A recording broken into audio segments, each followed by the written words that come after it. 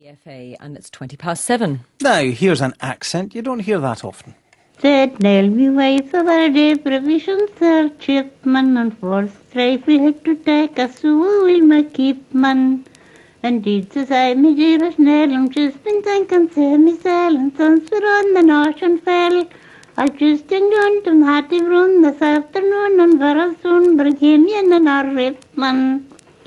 So it's in me put a pottery. The sound there of an Acadian accent, courtesy of Annie Patterson, recorded by the BBC in 1955. But there's concern now that the dialect may be under threat as increased numbers of incomers settle in the islands. Tom Rendall has been researching Orkney dialects for several years. He's beginning a lecture series in his findings. He's with us now. Morning to you, Tom. Good morning, Gary. How concerned are you about the future of dialects in different parts of Orkney?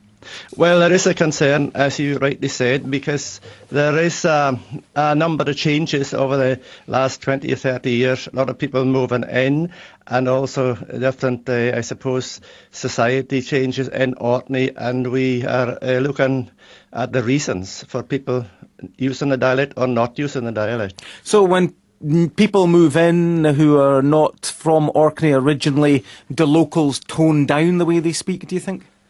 I think it's some people do and some people don't. There is a perceived need to tone down or to switch, to code switch, to suit the needs of the people who don't understand dialect. But nevertheless, there are some people that try to keep it going and try to retain it as much as they can. And I suppose, as with a lot of dialects in this country, there is concern about the influence that television is having, for instance. That's right, because some of the research I did indicated that only half of the 100 people interviewed for a questionnaire said that the incomers was the main cause. The other 50% cited things like the media influence, American television programs, and also just attitudes towards the use of dialect anyway.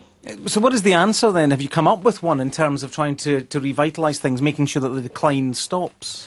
Well, I think the answer is to promote dialect, and that's what I'm trying to do in this series of lectures, which has been sponsored by Scotland's Islands, and which is an initiative about cultural things, and just go on to tell people that a dialect is important and to use it as much as you can. But really the solution lies with the dialect speakers themselves. They must have the confidence to use it. They must try to make people or help people understand some of the difficult words and try to use it in different circumstances when it's suitable. Well, you mentioned words there. Give us an example of a couple of words that are used in Orkney that aren't used elsewhere. How does it differ from Scots? Well, I mean, there are a lot of Scots words in the dialect, but of course we have things like words like PD, which means small, which is only used here in Orkney, and of course in Shetland it's peerie. There are other words. It's just as used in certain islands, it's not used in other islands. One is if you had a really very bright red face, if you were in Bidburn or the home brew or whatever, that would be a blipsy face and so on. So there's a couple of examples. I think we've all had a blipsy face at one time or another. Tom, thanks very much indeed, and good luck with the lecture series. Tom Rendall there speaking to us from Orkney, and of course BBC Radio Orkney on the air shortly, and bringing you all of the news in the Orkney dialect. It's 7:23. That's time.